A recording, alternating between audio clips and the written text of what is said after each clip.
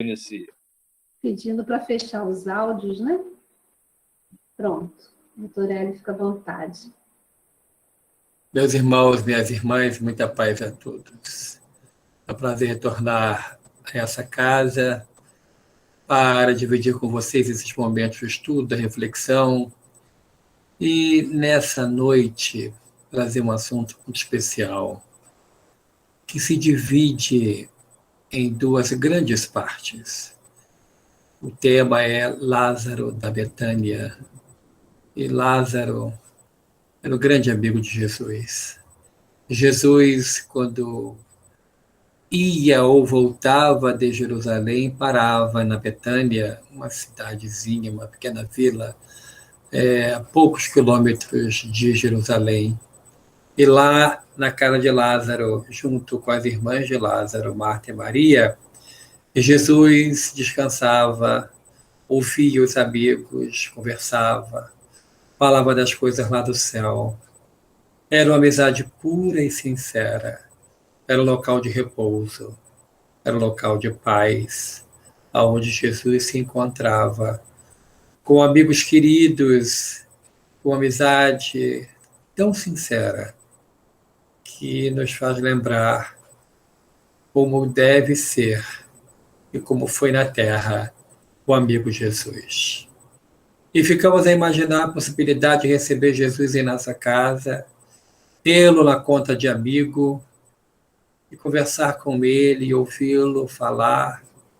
Era o que acontecia com Lázaro, com Marta e Maria, as duas irmãs de Lázaro, ficavam sempre embevecidas com as visitas de Jesus, com o bem-estar que sentiam em estar com ele, em falar com ele, em ouvi-lo, em tê-lo por perto.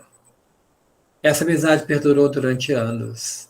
Era uma amizade muito sincera, algo muito querido. Ali Jesus descansava. Vale lembrar que Jesus e os seus companheiros andavam a pé, quilômetros e quilômetros. Todo o trabalho de Jesus praticamente foi feito a pé.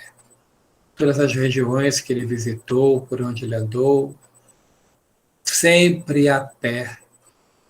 Então imagine os irmãos que às vezes nós não estamos acostumados a andar a pé, alguns estão, outros não, e imagina andar um dia inteiro para descansar de noite, um dia inteiro andando, para às vezes chegar numa casa de um amigo ou de algum compromisso depois de 3 dias e 3 noites de viagem a pé.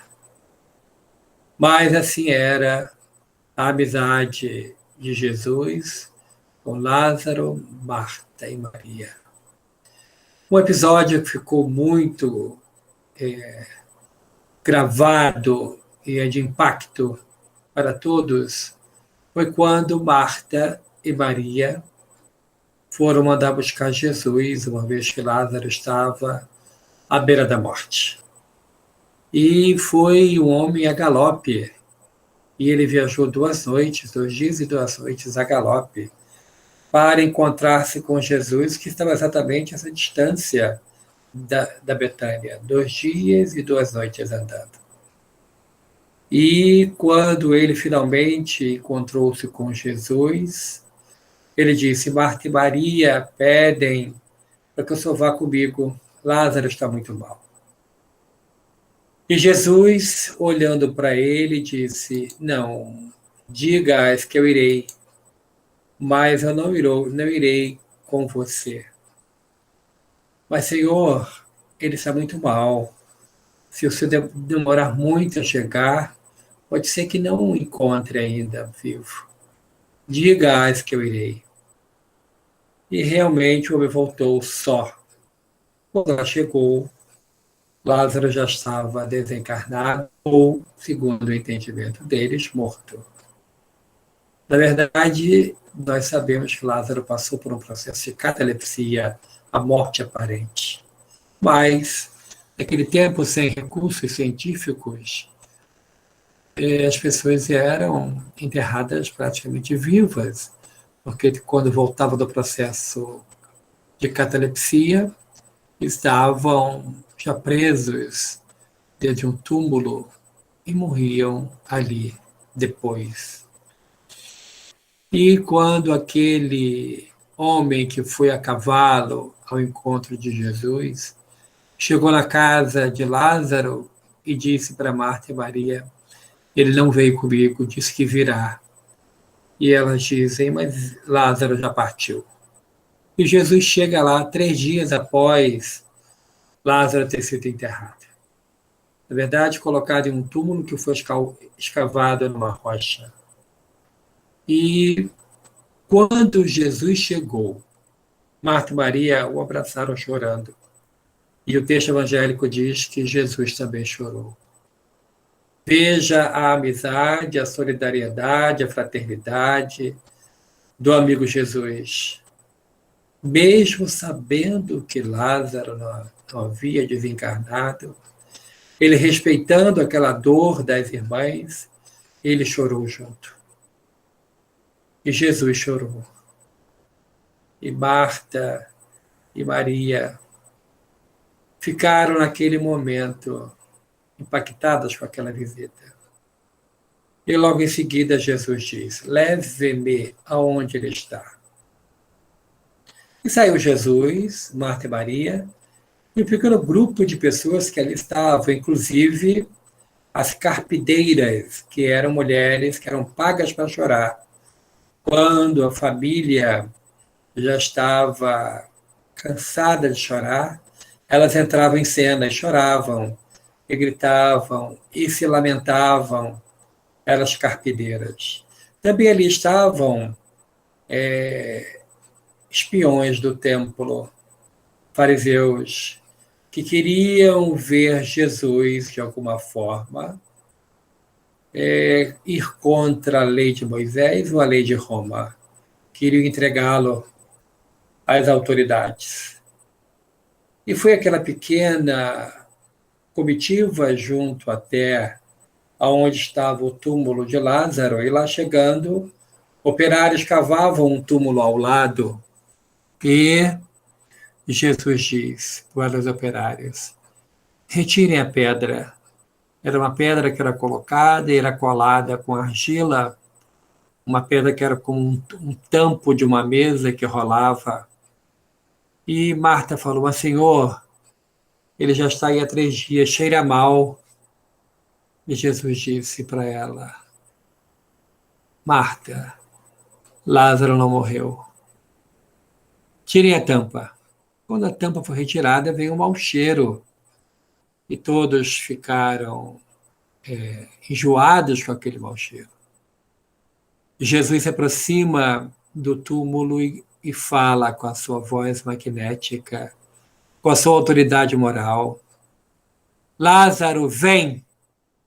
E Lázaro, que estava enfaixado com gases, acorda, consegue se desvencilhar de algumas gases, fica em pé e com dificuldade caminha para fora do túmulo.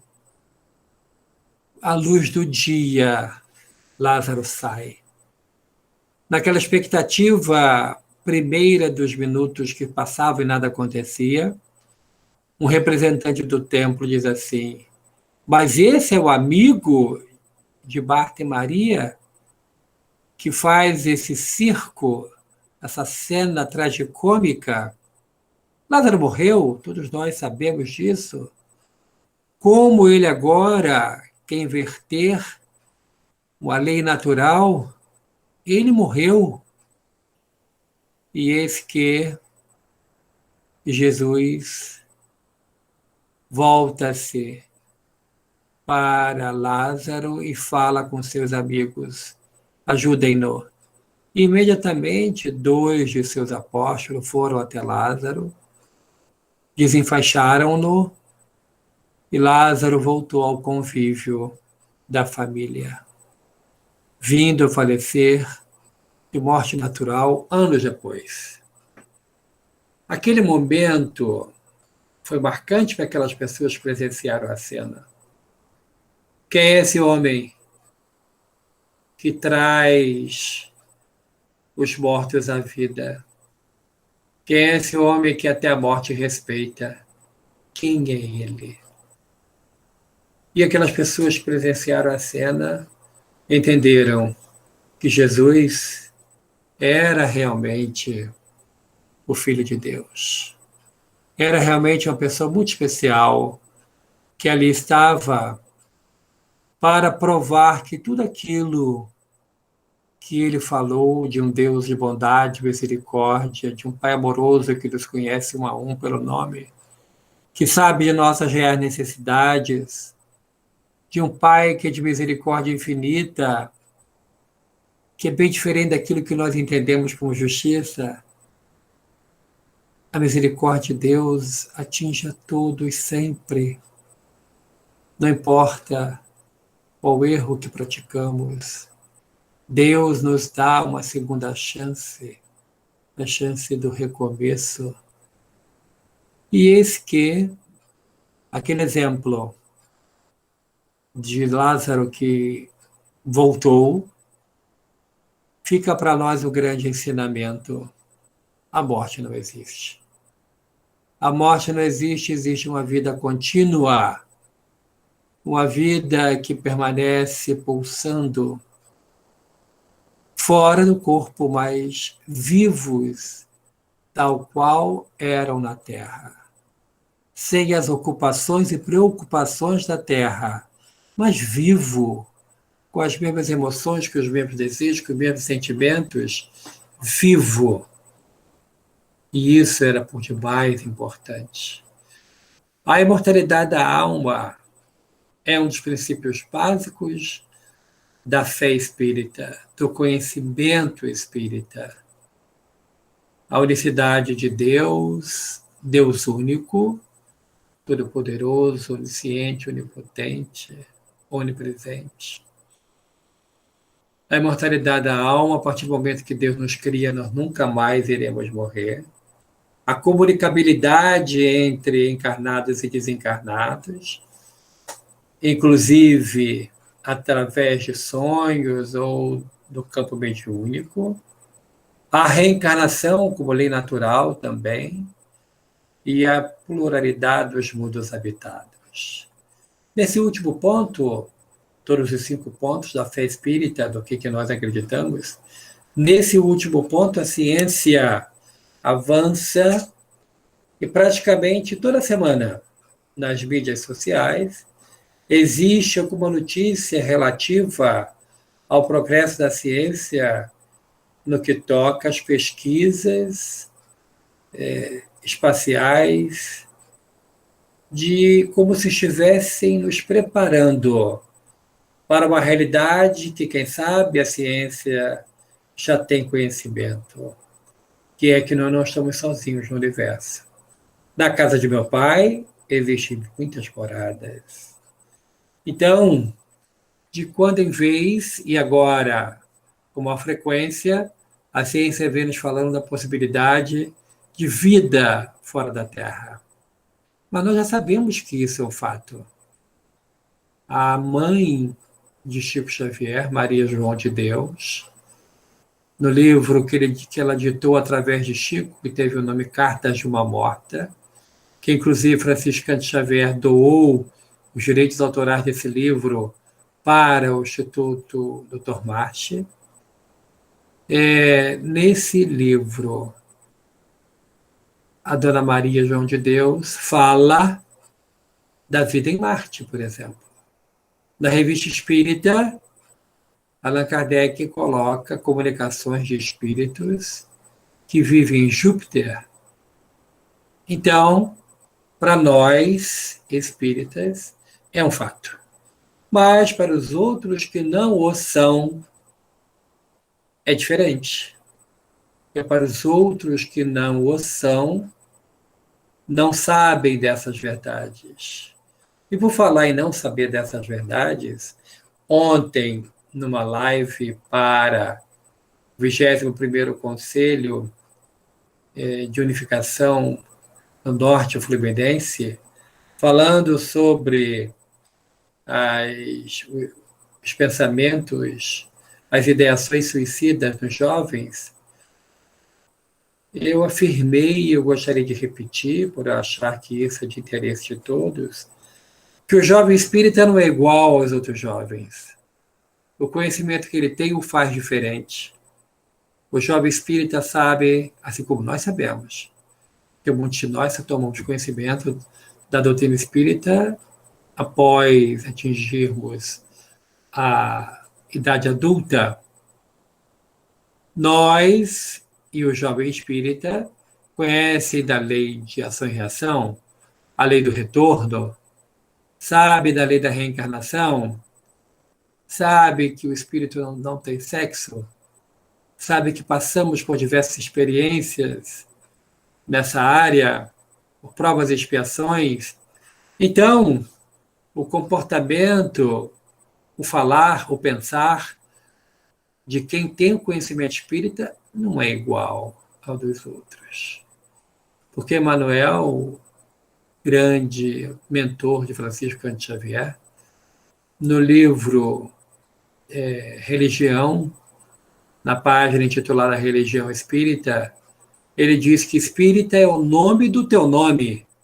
Então, eu não sou Hélio, o espírita, eu sou o espírita Hélio. Eu estou Hélio, mas eu sou o espírita. Então, se o meu cartão de visita é a minha religião, não há como o jovem espírita, frequentador da mocidade espírita, agir como os outros que não conhecem aquilo que ele conhece.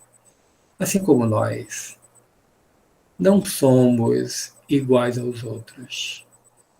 Temos um entendimento diferente.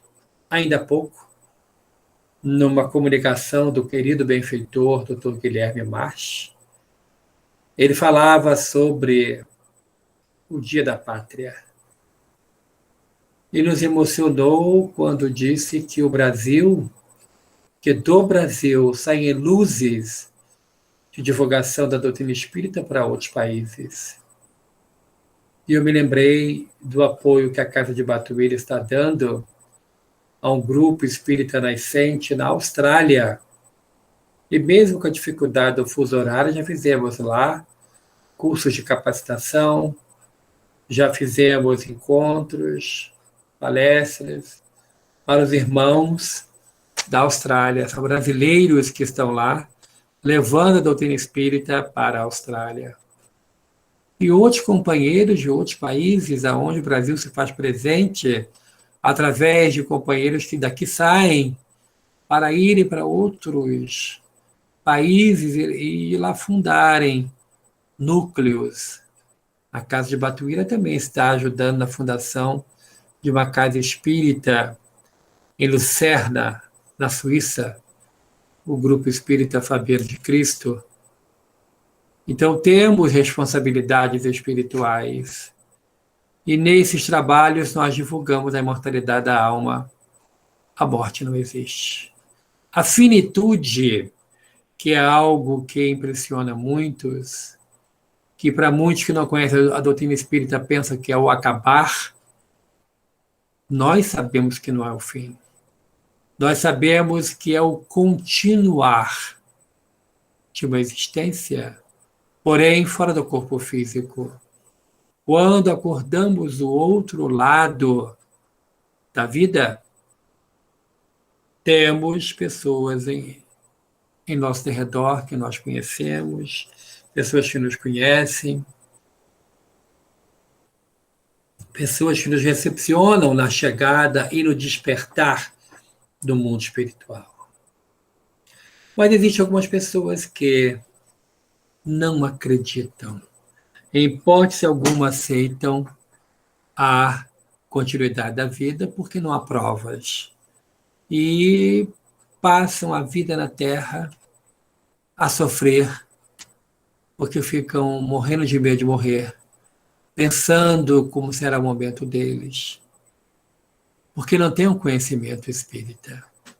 E ontem, durante a live lá para Campos dos Goitacazes, foi uma roda de conversa depois da minha fala, e uma irmã fez um questionamento por escrito que dizia sobre como abordar jovens não espíritas que têm ideação suicida. Eu dei algumas dicas, inclusive uma dizendo sobre a questão de hipóteses. São 50% de chance de ser verdade de que a vida continua e 50% de chance de não ser. Na dúvida, vale a pena o suicídio? Vai que a vida continua. Vai que aquilo que os espíritas falam sobre a tortura inenarrável que os suicidas sofrem é um fato. Vai que isso venha a acontecer. Então, na dúvida, mantenha-se viva. Mantenha-se viva porque o processo que a criatura sofre quando acorda no mundo espiritual no Vale dos Suicidas, por mais que Camilo Castelo Branco quisesse narrar no livro Memórias de um Suicida, ele mesmo diz que a língua portuguesa, apesar de ser uma das mais ricas do mundo, é a sexta língua em número de falantes do mundo inteiro. É algo complicado dizer, porque o idioma era pobre no narrar do sofrimento daqueles que estavam lá no Vale dos Suicidas. Então, para esses, eu dei a dica também de que se ouça a radionovela que consta no YouTube, do livro Memória de um Suicida. Ali, a pessoa vai entender, ouvindo o primeiro capítulo, que deveria ter ganho um grande prêmio, o prêmio Emmy de sonoplastia e efeitos especiais, que o primeiro capítulo da radionovela, feita com base no livro Memória de um Suicida, inclusive pela Legião da Boa Vontade, foi um trabalho que eles fizeram, é algo assustador. E recomendo que só se ouça durante o dia. De noite é muito fácil a pessoa perder o sono, porque eles conseguiram chegar bem perto do desespero que envolve as pessoas que cometeram suicídio e que estão ali, naquele local de dor. Então, para nós espíritas, Lázaro não morreu. A morte não existe. É um continuar. A TV BBC de Londres, na sua versão em língua portuguesa, BBC Brasil, tem também no YouTube, tem um documentário sobre as cartas consoladoras de Chico Xavier. É algo impressionante, eu fiquei impressionado quando eu vi no YouTube também, porque a repórter é daquela que não move o músculo para não trair a sua neutralidade quando as perguntas que faziam as entrevistadas. As entrevistadas, todas, eram mães que receberam as cartas de Chico Xavier. E é um documentário de pouco mais de uma hora, totalmente neutro, aonde quem assiste fica convencido de que a vida continua. Narra, por exemplo, uma das entrevistadas é mãe de dois jovens que tinham acabado de passar no concurso para bombeiros da cidade de São Paulo. Estavam estreando o trabalho, pouco mais de 2 semanas de trabalho, quando no plantão deles teve um incêndio no edifício Joelma, isso na década de 70, no início da década de 70 do século passado.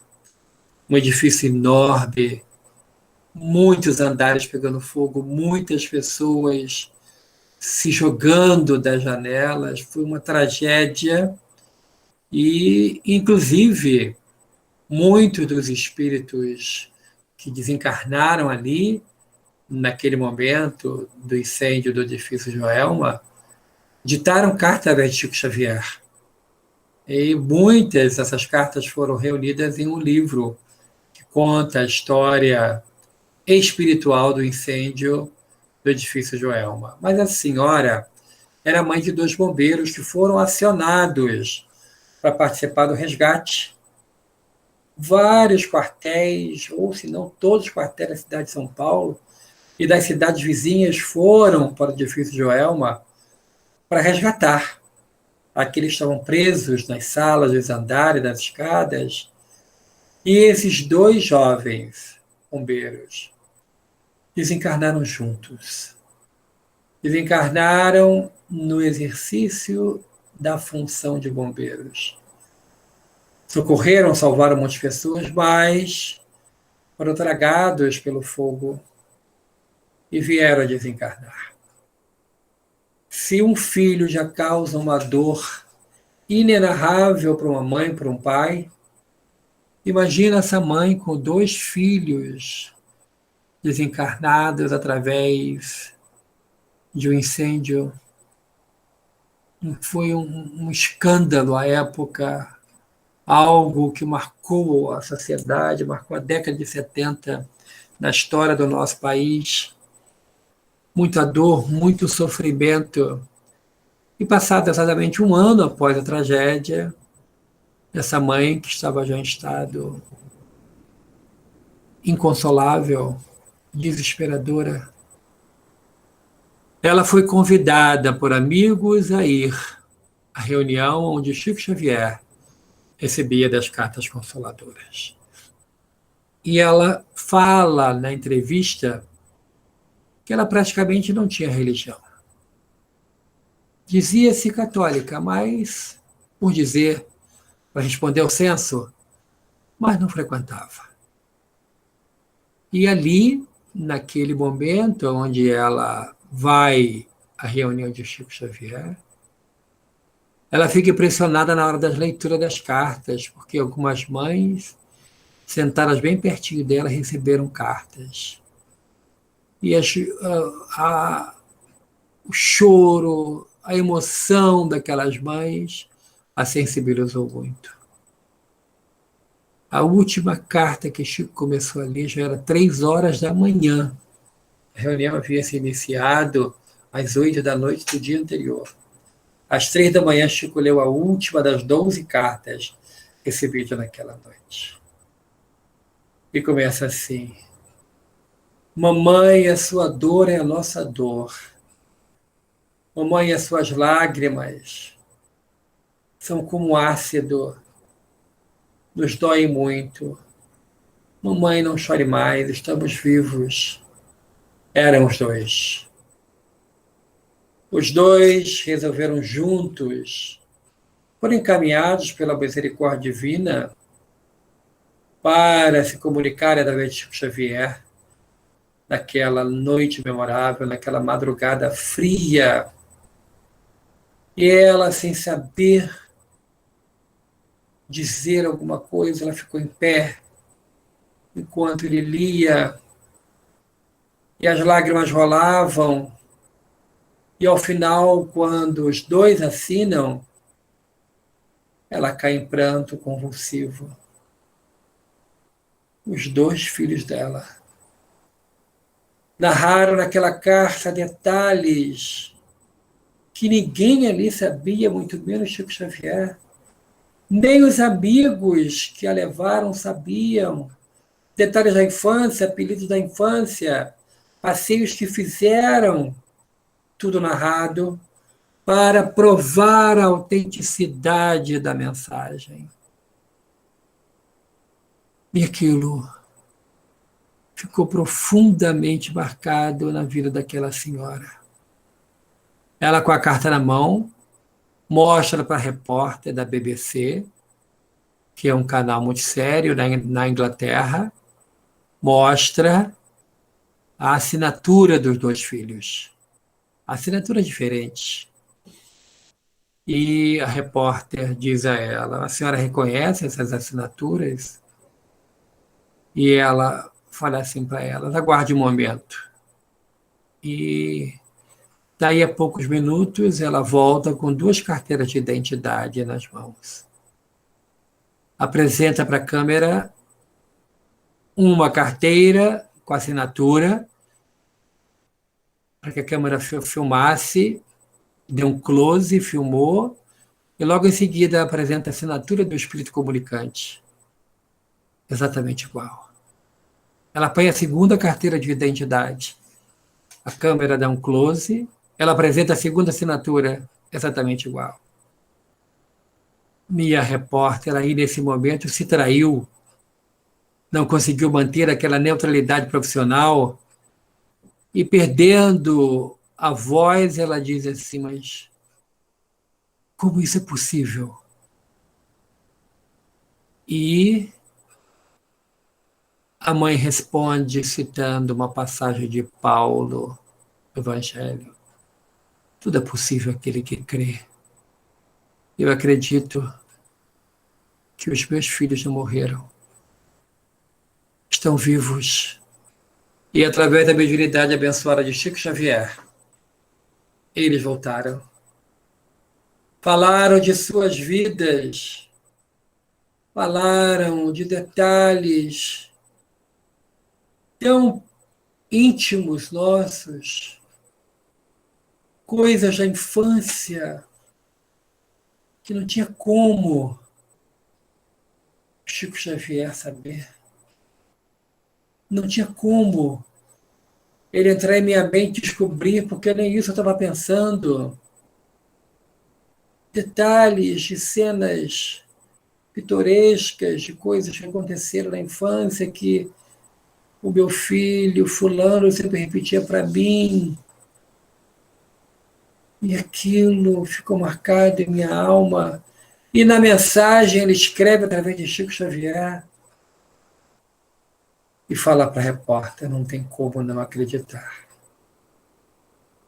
Continuo não sendo espírita, mas faço o bem. Porque os meus filhos me falaram, mamãe, o passaporte para uma boa viagem, uma boa estadia aqui do lado de cá, é a caridade, mamãe. Faça o bem de qualquer forma, aonde quer que a senhora esteja, com quem quer que a senhora esteja. De qualquer forma, faça o bem. E eu pratico a caridade. Uma semana eu vou distribuir com os espíritas sopa na rua. Na outra semana eu vou fazer visita aos doentes com os católicos. Em outra, vou ao asilo visitar com um grupo protestante. Então eu tenho minha vida ocupada com o bem. E isso me faz lembrar aquela passagem do Evangelho daquela mãe que leva sua filha em uma carruagem cheia de mantimentos. E ela vai visitando comunidades bem pobres de Paris. E onde ela chega lá saudada, todos a conhecem. E ela entrega a ajuda, o socorro àquelas pessoas.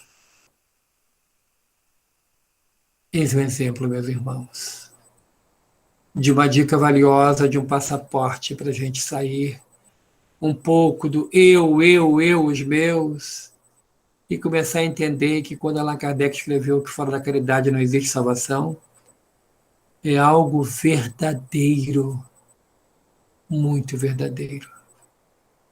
Não é algo metafórico, não é algo para só se pensar, não. É algo de verdade para o nosso futuro. O nosso futuro após deixarmos o corpo de carne. E em que momento o deixaremos? No momento exato do nosso combinado, do nosso planejamento reencarnatório. Todos iremos na data certa se não cometermos o suicídio direto ou indiretamente. Então, assim como Lázaro não morreu, nós não iremos morrer. Iremos continuar vivos, atuantes. Várias equipes de socorro estão trabalhando incansavelmente. durante esse período da pandemia. Incansavelmente, em plantões que se sucedem na Terra para socorrer os recém-chegados, aqueles que combinaram desencarnar por uma doença grave, aqueles que deveriam resgatar de alguma forma essa doença, através dessa doença com erro cometido no passado, mas a bondade divina, que é infinita, permite o socorro para todos, e essas pessoas são socorridas. Muitas casas espíritas foram transformadas em hospitais de campanha. Muitas. Muitas estão lotadas de companheiros recém-chegados, assim como naquela cena do filme Nosso Lar, quando os socorristas saem dos portões da cidade e vão receber aqueles judeus que desencarnaram na Segunda Guerra. Vão ao encontro deles fora dos portões da cidade. Aquilo representa o socorro divino. Se estamos em um momento delicado na Terra, de uma transição planetária, é óbvio que os bons espíritos, cumprindo decretos divinos, trabalham sem cessar para nos socorrer, para nos dar bom ânimo, para nos dar certeza de que tudo isso vai passar. E nós, que de alguma forma passamos pela dor do desencarne de algum ente querido, nós, com o nosso conhecimento espírita, sabemos que ele continua vivo. Sabemos da importância de sempre que pensarmos neles, elevarmos o pensamento com carinho. Voltando ao querido benfeitor, Dr. Guilherme Marchi, numa outra situação, ele agradece ao trabalho da oração que uma companheira do grupo estava fazendo em favor dos que estavam em sofrimento no mundo inteiro. Os bons espíritos sabem o que nós fazemos. Os bons espíritos nos acompanham, nos incentivam à prática do bem, nos convidam para, ao deixarmos o corpo físico, irmos trabalhar na equipe deles. Que trabalho lindo! Nos tiram do corpo, nos levam para que possamos ter a oportunidade de crescer, de trabalhar, de consolar, de receber os desencarnados recém-chegados. E depois, conversando com essa participante do nosso grupo, ela, muito emocionada, disse: durante o período que eu estava com a Covid, eu tive insônia e acordava às 3h30 da manhã e não conseguia dormir. E aí eu adquiri o hábito daqueles dias, da prova pela qual eu estava passando, de orar pelos que estavam em sofrimento no mundo inteiro, nos dois planos da vida. Foi sobre esse momento da prece pelos sofredores que o Dr. Guilherme Marchi falou. Eles sabem da nossa cota de contribuição. Pelo pouco que nós damos, eles nos incentivam a continuar a trabalhar. Como nos fala o benfeitor Batuíra, no único livro que ele editou através de Chico Xavier, o trabalho é a solução para tudo. Inclusive, para que possamos ter o desencarne tranquilo. Quando foi perguntado a Francisco de Assis como que ele gostaria de estar quando a morte lhe adviesse, e ele disse: eu gostaria que a morte me encontrasse trabalhando. Então, meus irmãos, trabalhemos sem cessar, façamos o bem. Esse é o nosso passaporte para uma viagem tranquila, uma passagem tranquila e uma chegada no mundo espiritual também muito tranquila, porque definitivamente, sem sombras de dúvida, fora da caridade não existe salvação. E Lázaro não morreu. E nós não iremos morrer. Vamos deixar um corpo de carne, mas iremos continuar vivos.